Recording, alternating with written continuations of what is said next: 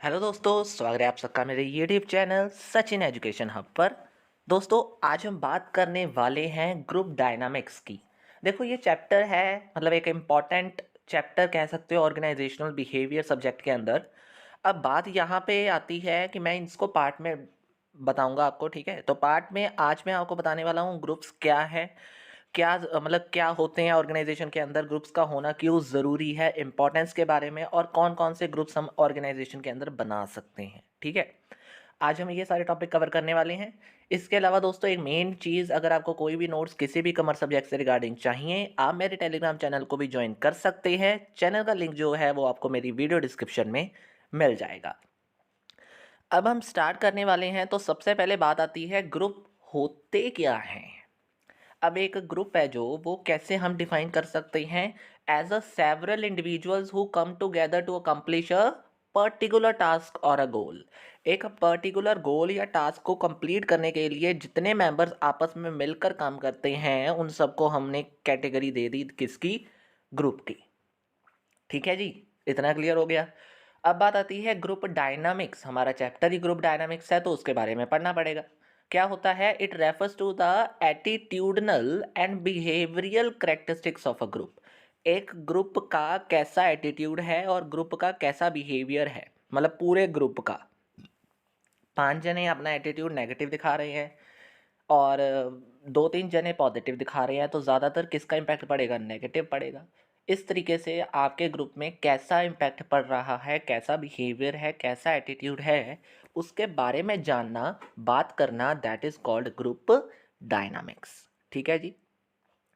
अब इसमें और क्या है? It is a social process by which people interact in group environment. एक सोशल प्रोसेस होती है जिसमें जो पीपल्स हैं वो आपस में एक ग्रुप इन्वायरमेंट में आपस में मिलते हैं। It concerns how group form there structure and processes and how they functions.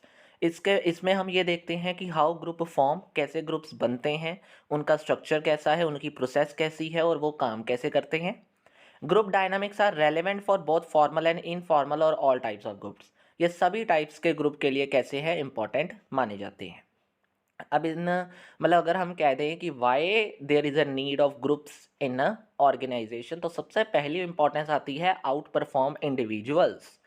Individuals को आउट परफॉर्म करवाने के लिए मतलब ये कि when the task involve require a variety of skills, experience and decision making. जब हमें लगता है कि एक इंडिविजुअल को वैराइटीज ऑफ स्किल्स सिखा देनी चाहिए, मतलब क्या होती हैं, एक्सपीरियंस क्या होता है असल में, डिसीजन मेकिंग कैसे लेनी है, इन सभी के बारे में एक इंडिविजुअल्स को दिखाना, आउट परफॉर्म करवाना, उसके लिए हम ग्रुप्स बनाते हैं। ठीक है जी।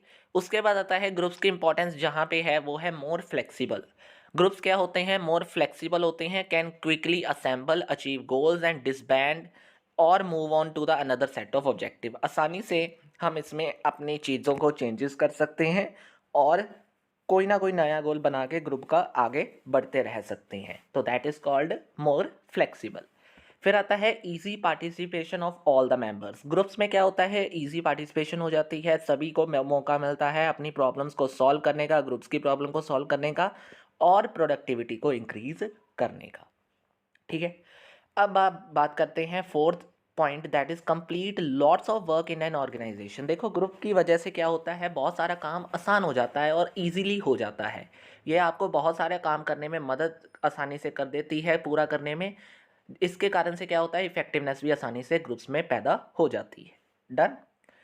फिर आता है solving the work problems. Work problems को सॉल्व करने में मदद करता है, जैसे कि if the organization is informal, अगर ऑर्गेनाइजेशन इनफॉर्मल है, it helps in solving various work problems. ये आपको बहुत सारी वर्क प्रॉब्लम्स को सॉल्व करने में मदद करेगा।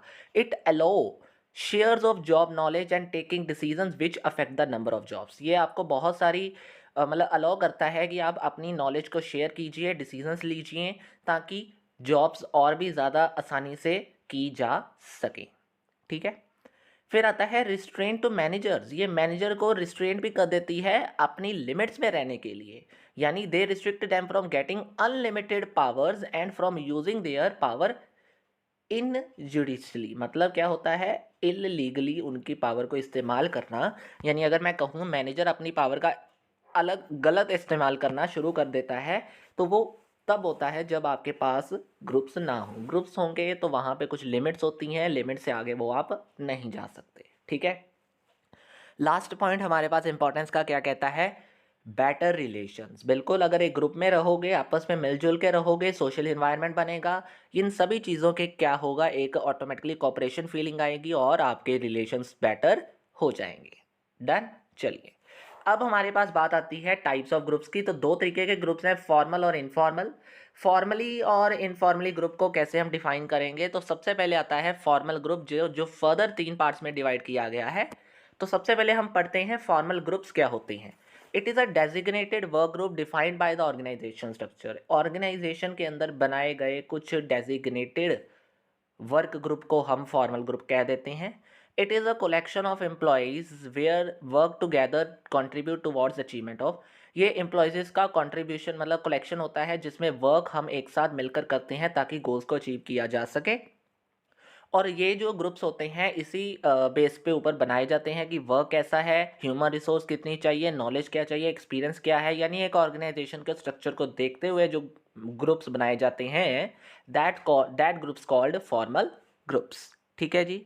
अब सबसे पहले हमारे पास टाइप ऑफ फॉर्मल ग्रुप क्या है, कमांड ग्रुप। अब ये कमांड ग्रुप क्या होता है, it is formed to carry out specific task. बिल्कुल, कमांड कमांड देने के लिए। अगर अगर मैं इसे थोड़ा सा और डिफाइन करने की कोशिश करूँ तो देयर इज़ अ लीडर, एक लीडर होता है ग्रुप का, who is also designated by the organization, जिसे ऑर्गेनाइजेशन एक उस ग्रुप का लीडर बना देती है। These groups are specified by the organizational charts and often consist of superior subordinate that report to the superior. कि मतलब यहाँ पे जो भी हमारे पास जितने भी ग्रुप्स बनते हैं, एक लीडर बनाया जाता है, लीडर के थ्रू वो सारा काम स्पेसिफिक टास्क पूरा किया जाता है।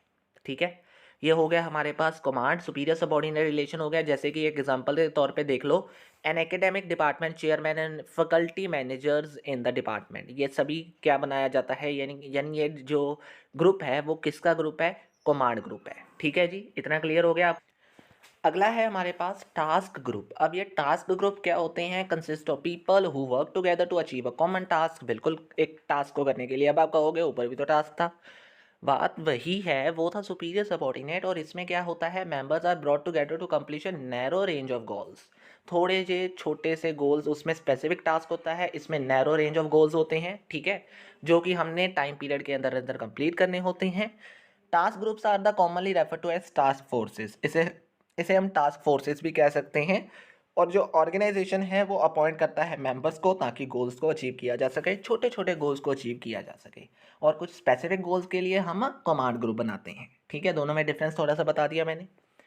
एग्जाम्पल के तौर पे, example of assign task, task कौन सा असाइंड हो सकता है, जैसे कि डेवलपमेंट ऑफ न्यू प्रोडक्ट हो गया, इम्प्रूवमेंट ऑफ प्रोडक्शन प्रोसेस हो गया, या फिर a proposal for a motivational contest हो गया। इसके अलावा आता है फंक्शनल ग्रुप। फंक्शनल ग्रुप क्या होता है, a functional group is created by organization to accomplish specific goals within unspecified time frame. इसमें टाइम फ्रेम आपको पता ही नहीं है, अनस्पेसिफाइड होता है, दैट इज जिसमें कुछ पता नहीं है टाइम कितना मिल रहा है।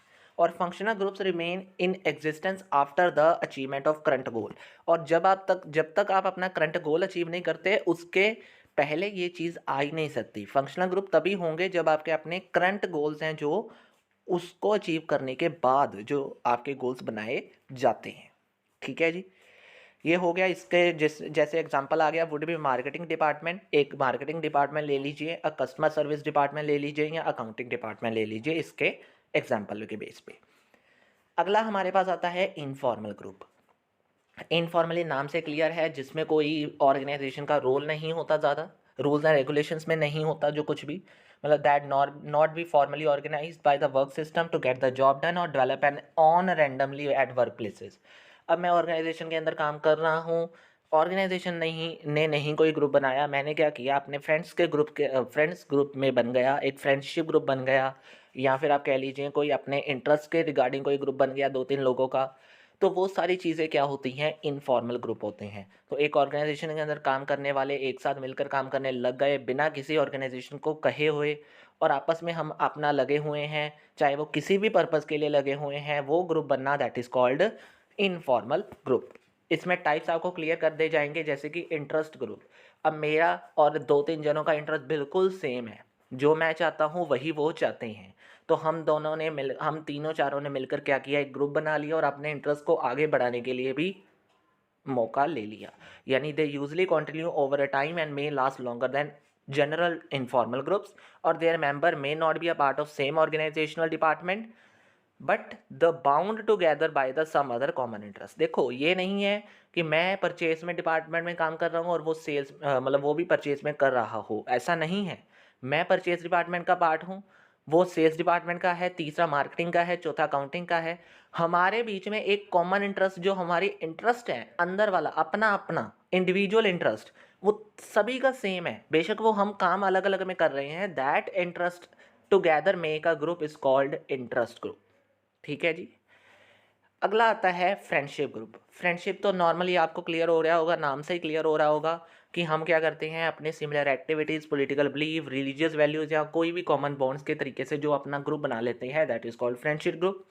और इसमें हम इंजॉय करते हैं, मतलब each others company and often meet after the work. हम अपने वर्क को कंप्लीट करने के बाद आपस में मिलते हैं और इन्जॉय वगैरह करते हैं। बहुत ईजी था ये तो। अगला हमारे पास लास्ट क्या आता है, that is called reference group. अब ये रेफरेंस ग्रुप क्या है? It is a type of group that develop use to evaluate themselves, मतलब अपने आप को आगे बढ़ाने के लिए, मतलब बताने के लिए। जैसे कि these groups have a strong influence, मतलब ऐसा ग्रुप जो जानबूझ के बनाया जाता है अपने आप को जताने के लिए, यानी अपने आप को दिखवाने के लिए। या these group have a stronger influence on the member behaviour, members के बिहेवियर पे ये ज़्यादा इफेक्ट डालेंगे। कैसे? By comparing themself with others. जब हम दूसरों से अपने को कंपैरिजन करेंगे, individuals are able to assess whether their behaviour is acceptable और whether their attitudes and values are right और रॉन्ग। इससे हमें पता चलता जाएगा क्या होगा कि उनका बिहेवियर एक्सेप्टेबल है भी, या फिर उनका मतलब एटीट्यूड या वैल्यूज़ जो है वो राइट है या रॉन्ग है। मतलब हम जानबूझ कर ये ग्रुप्स रेफरेंसेस के बना देते हैं ताकि हमें ये सारी चीज़ों के बारे में पता चलता रहे और हम ऑर्गेनाइजेशन के अंदर ये देखें कि वैल्यूज़, एटीट्यूड्स या बिहेवियर वगैरह सही भी है या नहीं। ठीक है। तो ये जो वीडियो थी दोस्तों, ये हो गई आपकी ग्रुप्स और ग्रुप्स के इंपॉर्टेंस और उनके टाइप्स के ऊपर। बहुत अच्छे से मैंने एक्सप्लेन कर दिया है। फिर भी कोई प्रॉब्लम है, नीचे दिए गए कमेंट बॉक्स में कमेंट कर सकते हो। नोट्स आपको टेलीग्राम चैनल पे मिल जाएंगे दोस्तों। और अगर वीडियो अच्छी लगी है, लाइक शेयर एंड सब्सक्राइब करना बिल्कुल मत भूलिएगा। आज की वीडियो में इतना ही दोस्तों। Thank you very